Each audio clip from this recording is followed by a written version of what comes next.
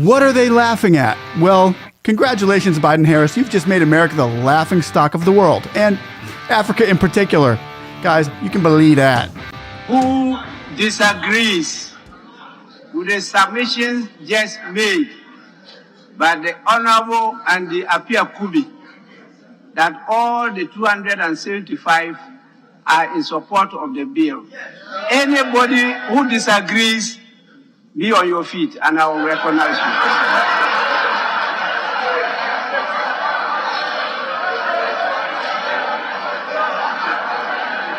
you. You've got to watch this whole video to believe it and to understand it. If you're in America and you don't understand what's going on in Africa, get ready to see what the mainstream media isn't showing you, but we are. Dear God, please protect me. What's gotten into Africa? I'll tell you what's gotten into Africa. A lot of God and a lot of power. Africa has just issued strict anti-gay laws, and they have receipts for why they did it.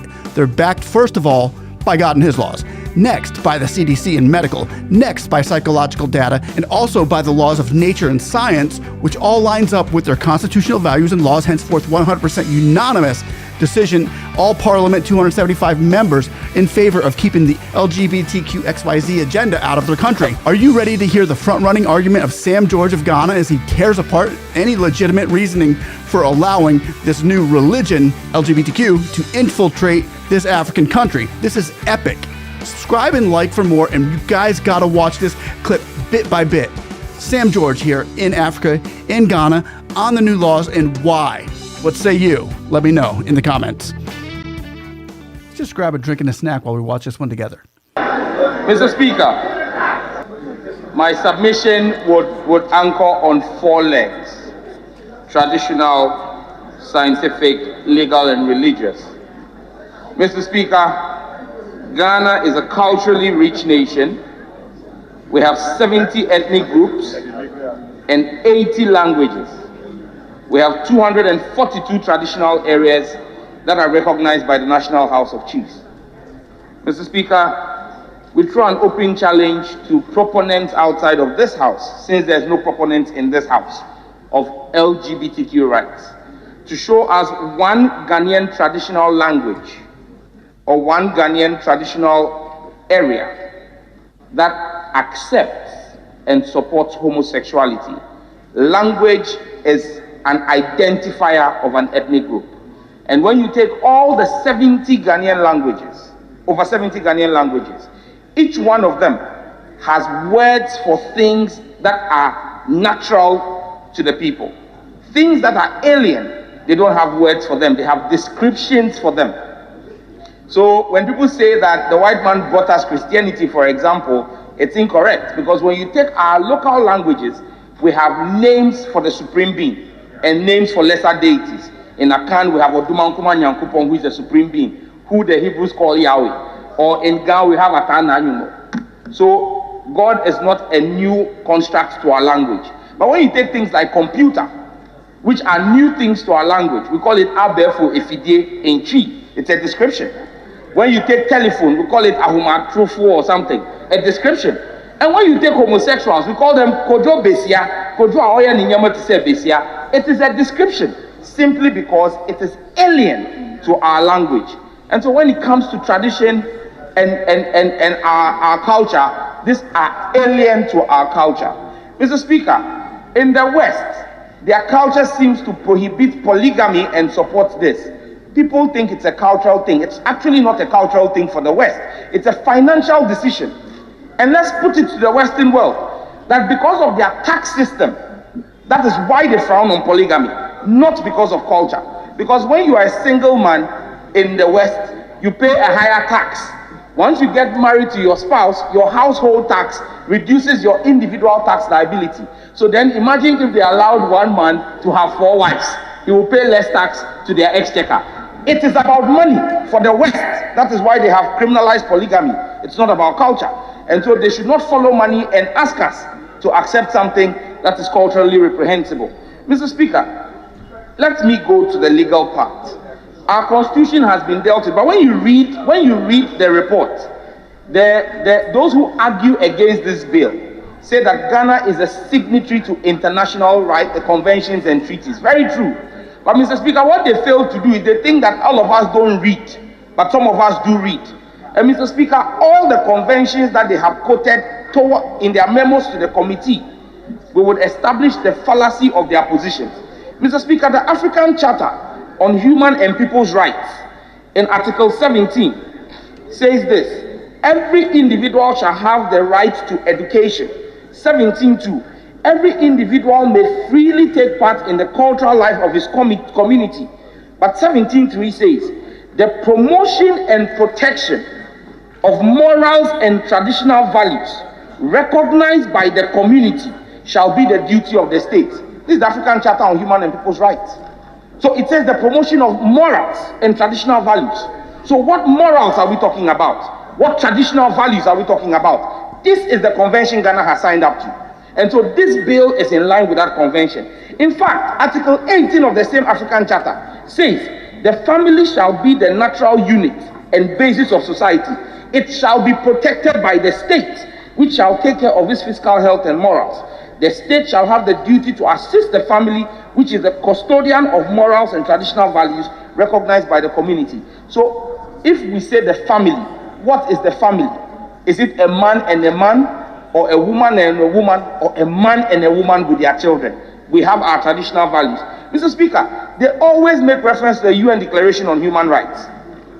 The UN Declaration on Human Rights in Article 2, I read, it says, everyone is entitled to all the rights and freedoms set forth in this declaration without distinction of any kind. And these are the distinctions it makes: race, color, sex, language, religion, political or other opinion, national or social origin, property, birth or other status. Mr. Speaker, I want to make it clear in this hallowed chamber that there is a clear distinction between sex and gender.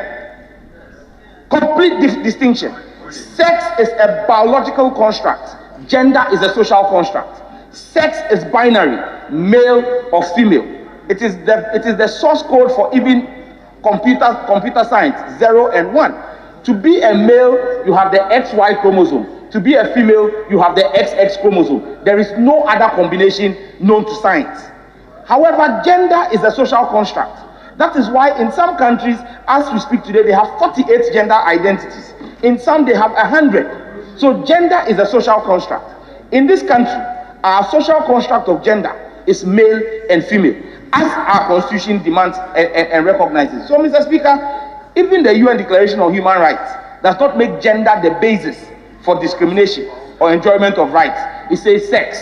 And once it is sex, it is male and female. So if you change your sex as assigned at birth, cosmetically or surgically, you are flouting the Constitution. Mr. Speaker, the International Covenant on Civil and Political Rights, in Article 18.3, again another international convention they quote, it says the freedom to manifest one's religion or beliefs may be subject only to such limitations as are prescribed by law and are necessary to protect, here is the cause, public safety, public order, public health, or morals or the fundamental rights and freedoms of others. Mr. Speaker, when you look at the Ghana AIDS Commission's own data, men having sex with men are a prevalent cause of the increase in HIV/AIDS in our country. So we have a duty to protect public morals and a duty to protect public health, because the consequence of an increasing HIV prevalence is on the taxpayer. Mr. Speaker, even when you go to the CDC, which is the Center for Disease Control in the US, the statistics are clear that persons who are heterosexuals, the effect on their mental health, heterosexuals are 2.3% likely to contemplate suicide. Gays and lesbians are twice that, 4.6%. Bisexuals are almost 3 times that, 7.4%. As for transgenders, 30.8%. Mr. Speaker, the fact is clear. And Honorable Muntaka, in his submission, the Honorable Member for Asawasi, referred to homosexuality as madness. Mr. Speaker, he was speaking science, because until 1974, it was only 1974 that the American Psychiatric Association delisted homosexuality as a mental illness. In fact, anybody who studied any of the mental science manuals, which is the DSM, Diagnostic and Statistical Manual, before 1974, homosexuality was listed as a mental illness along with necrophilia, zoophilia, and pedophilia. The decision in 1974 to delist it as a mental illness was not based on science. It was based on an opinion poll of only 6,000 people. So clearly, homosexuality is a form of madness and mental illness. And what they need is psychological care. Mr. Speaker, the Human Genome Project, and that's on science. The Human Genome Project is a $3 billion funded project by the government of the United States of America, which is the biggest investigation into the human genome. This project spanned 20 universities in the United States, the United Kingdom, Japan, and South Korea. And what they tried to do was to map out the human DNA to identify the genome. Mr. Speaker, they were able to identify the genetic marker that makes somebody like me. I only smell the food and I grow big. And there are some other people, they can eat 10 balls of kenke, they won't grow big. Like Sosu. All of this is genetic. What about those who are bald? What makes you have a bald head like Okujeto Ablakwa or have an afro like Sam George? All of these are genetic markers. Mr. Speaker, the Human Genome Project was able to identify the genetic marker that makes men have feelings, emotional attractions to women. It was able to identify the genetic marker that makes women attracted to men. It could not find any genetic marker that makes men attracted to men or women attracted to women. It makes me understand why Honorable Esla Usu did not have affections for Honorable Abina or Asare, but rather found Mr. Ekufu attractive. Mr. Speaker,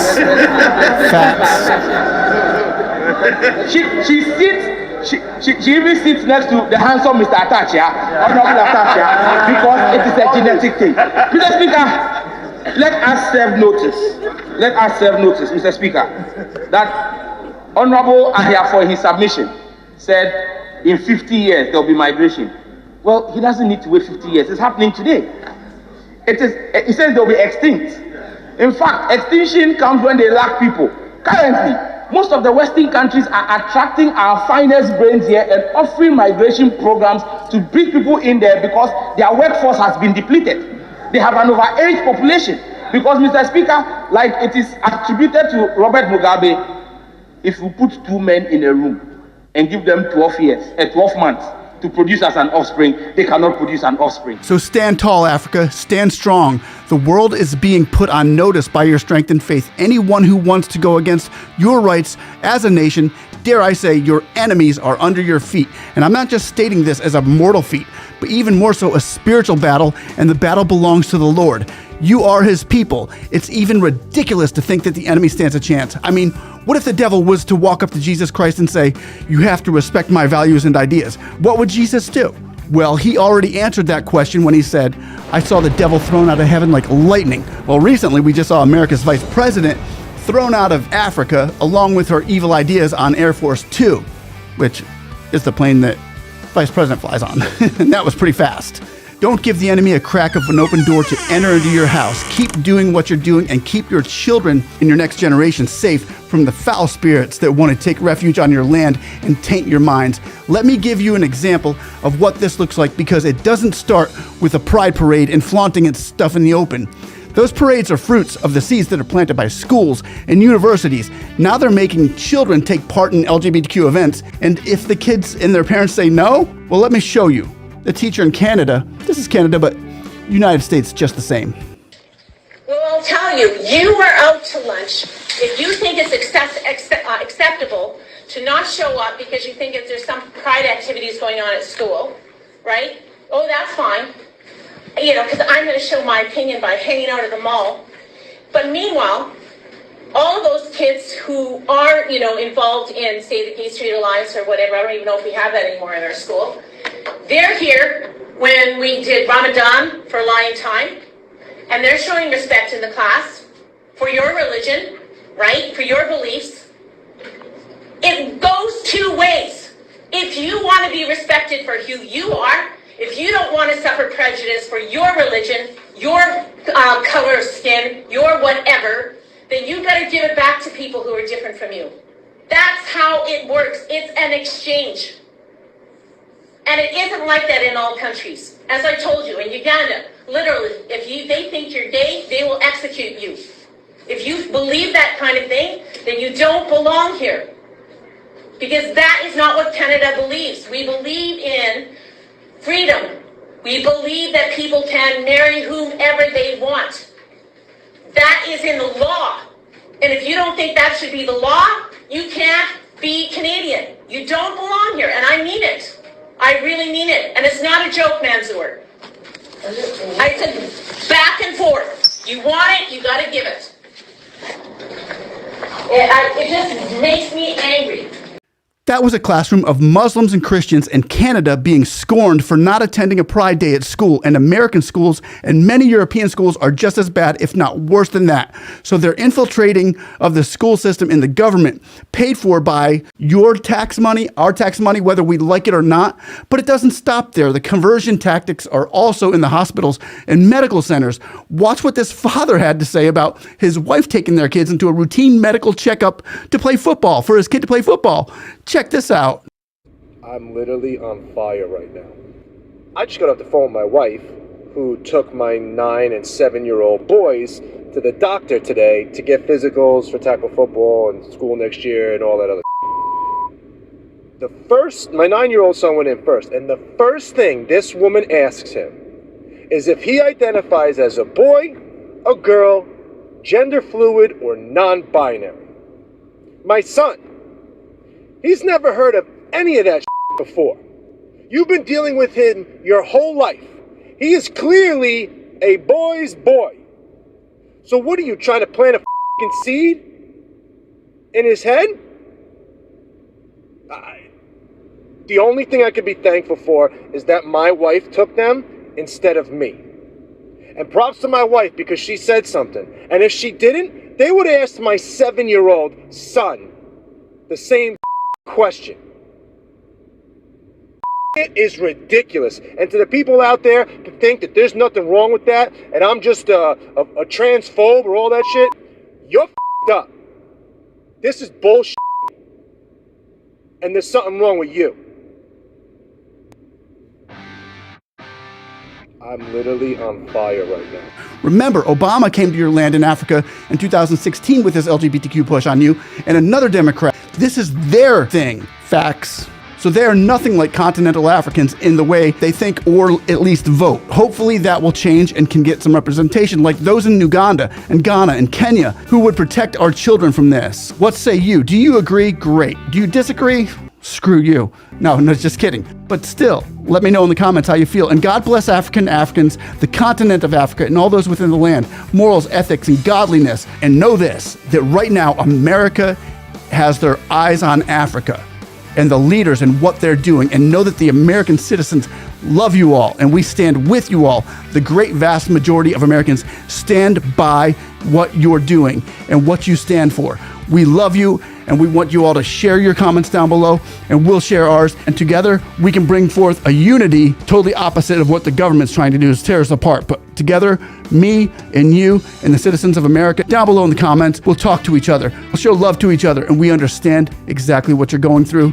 Pray for our country as well, and we're going to continue praying and watching yours. God bless you all. You have a blessed, blessed night. One love. Let's get together. We'll feel all right.